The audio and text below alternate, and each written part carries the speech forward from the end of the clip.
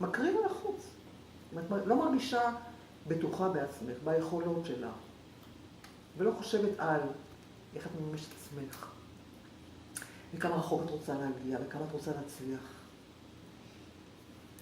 נורא משפיע על איך את נראית. קודם כל אני חושבת שעצם העובדה ששלוש נשים צעירות, אתם כבר אוטוטו נשים,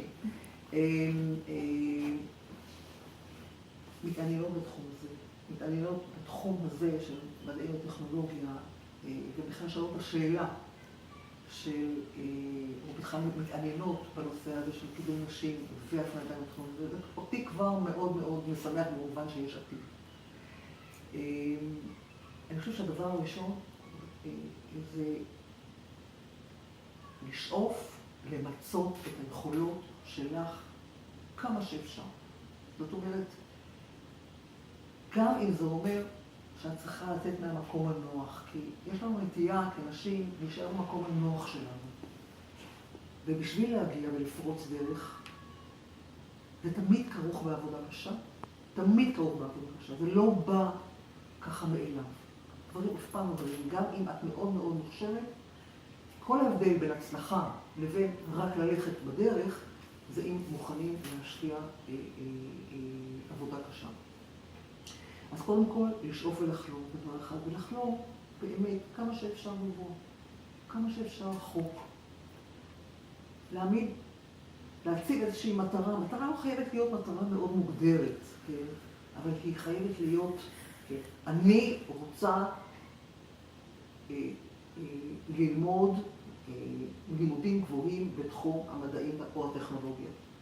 עכשיו, המטרה היא לא מטרה ספציפית. עם הזמן, אני אגיד, אני רוצה להיות כימאית, אני רוצה להיות מהנדסת בניין, אני רוצה להיות מהנדסת אלקטרוניקה, אבל לפחות בתחילת הדרך להעצים את המטרה הזאת, שאני רוצה ללמוד לימודים גבוהים בתחום הזה. כל אחד לפי העניין שלי. והדבר השני זה באמת לעשות מעט. לעשות מעט, זאת אומרת, לא ללכת במסלול הרגיל, או במה שאת מחייבים אותך לעשות.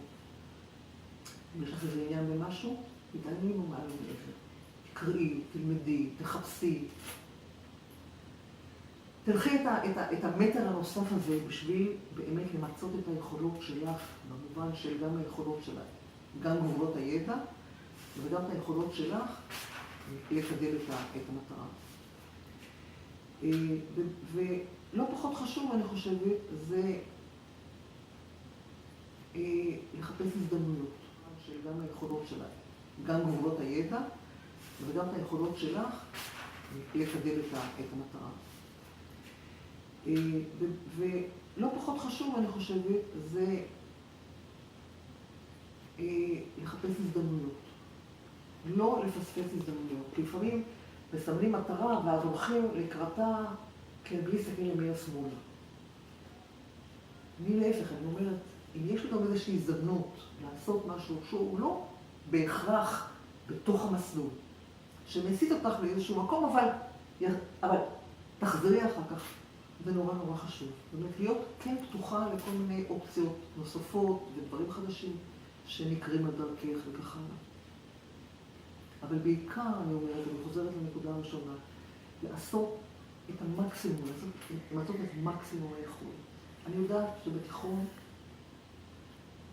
אני תמיד שאלתי להיות תלמידה הכי טובה, לא במובן של ההצטיינות שלעצמה, אלא במובן שאני רוצה לי לדעת שאני באמת השקעתי ועשיתי הכל בתחום שעניין אותי. בגנטיקה, בגלל שהתחום הזה עניין אותי, כשבאתי לבית ספר לרפואה, ידעתי הרבה יותר מהמורים שלי. בשביל זה גם נכשלתי בבחינה במועד א'. בחינה אחת, כל החיים שנכשלתי, בחינה אחת בלבד. כל החיים. הייתה בחינה בגנטיקה במועד א'. כי כל כך הרבה ידעתי, והשאלות היו כל כך פשוטות, כן? שאני לכל שאלה התייחסתי בצורה הכי מורכבת. ואז רק כשהבנתי את העניין, אז במועד ב' כבר קיבלתי 100. אבל ידעתי יותר מהמורים שלי. כי מאוד מאוד התאמצתי. כשבאתי לצבא, לא חשבתי אף פעם לעשות קריירה בצבא. אבל אמרתי, אני צריכה לעשות הכי טוב שאני יכולה בכל מקום. הייתי טירונית מצטיינת, מקית מצטיינת, קצינה מצטיינת, בכל קורס. כי רציתי להצטיין? לא, ממש לא. קודם כל אני חושבת שעצם העובדה ששלוש בנות, נשים צעירות, אוטוטו נשים, מתעניינות בתחום הזה, מתעניינות בתחום הזה של מדעי וטכנולוגיה, ובכלל שאלות השאלה של, או בכלל מתעניינות בנושא הזה של קידום נשים והפנתה בתחום הזה, זה אותי כבר מאוד מאוד משמח במובן שיש עתיד. אני חושב שהדבר הראשון זה לשאוף, למצות את היכולות שלך כמה שאפשר. זאת אומרת, גם אם זה אומר שאת צריכה לצאת מהמקום הנוח, כי יש לנו נטייה כנשים להישאר במקום הנוח שלנו.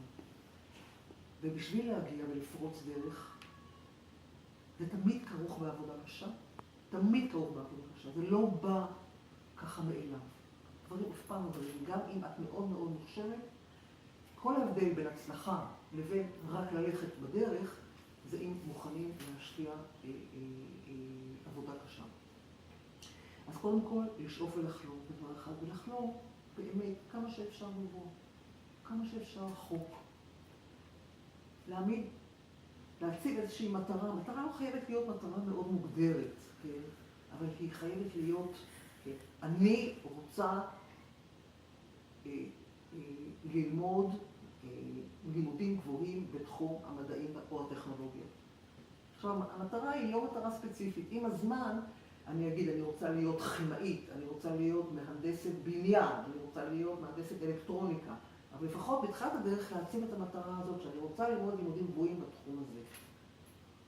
כל אחד לפי העניין שלי. והדבר השני, זה באמת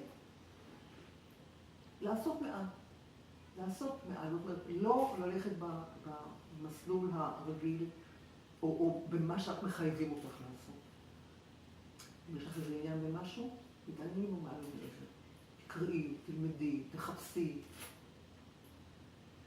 תלכי את המטר הנוסף הזה בשביל באמת למצות את היכולות שלך, במובן של גם היכולות שלך, גם גבולות הידע, וגם את היכולות שלך לקדם את המטרה. ולא פחות חשוב, אני חושבת, זה לחפש הזדמנויות. לא לפספס הזדמנויות. כי לפעמים מסמנים מטרה ואז הולכים לקראתה בלי להסתכל ימינה שמאלה. אני להפך, אני אומרת, אם יש לי גם איזושהי הזדמנות לעשות משהו שהוא לא בהכרח בתוך המסלול, שמסיט אותך לאיזשהו מקום, אבל תחזרי אחר כך. זה נורא נורא חשוב. זאת אומרת, להיות כן פתוחה לכל מיני אופציות נוספות ודברים חדשים שנקרים על דרכך וכך הלאה. אבל בעיקר, אני אומרת, אני חוזרת לנקודה הראשונה, לעשות את המקסימום, לעשות את מקסימום היכולת. אני יודעת שבתיכון, אני תמיד שאלתי להיות המידה הכי טובה, לא במובן של ההצטיינות שלעצמה, אלא במובן שאני רציתי לדעת שאני באמת השקעתי ועשיתי הכל בתחום שאני עניין אותי. בגנטיקה, בגלל שהתחום הזה עניין אותי, כשבאתי לבית ספר לרפואה, ידעתי הרבה יותר מהמורים שלי. בשביל זה גם נכשלתי בבחינה במועד א'. בחינה אחת, כל החיים שנכשלתי, בחינה אחת בלבד. כל החיים. הייתה בחינה בגנטיקה במועד א'. כי כל כך הרבה ידעתי, והשאלות היו כל כך פשוטות, כן? שאני לכל שאלה התייחסתי בצורה הכי מורכבת. ואז רק כשהבנתי את העניין, אז במועד ב' כבר קיבלתי 100. אבל ידעתי יותר מהמורים שלי, כי מאוד מאוד התאמצתי. כשבאתי לצבא, לא חשבתי אף פעם לעשות קריירה בצבא. אבל אמרתי, אני צריכה לעשות הכי טוב שאני יכולה בכל מקום. הייתי טירונית מצטיינת, מקית מצטיינת, קצינה מצטיינת, בכל קורס. כי רציתי להצטיין? לא, ממש לא היה לי בראש להצטיין. אז אמרתי, אני צריכה למצות את היכולות שלי במקסימום. וזה הכי טוב שאני יודעת, ויותר מזה. בקיצור, לא סתם לעבור את החיים, אלא לנסות למצות אותם עד תום. בקטע הזה אני אומרת, בידיעה שכל אחד מכם יש לה באמת יכולות גבוהות, לא לוותר. בסוף, גם לבחור כמו שצריך לבן הזוג. זה נורא חשוב. רוצה לספר לכם, שכשנבחרתי לתפקיד, בטח קראתם את זה באיזשהו מקום,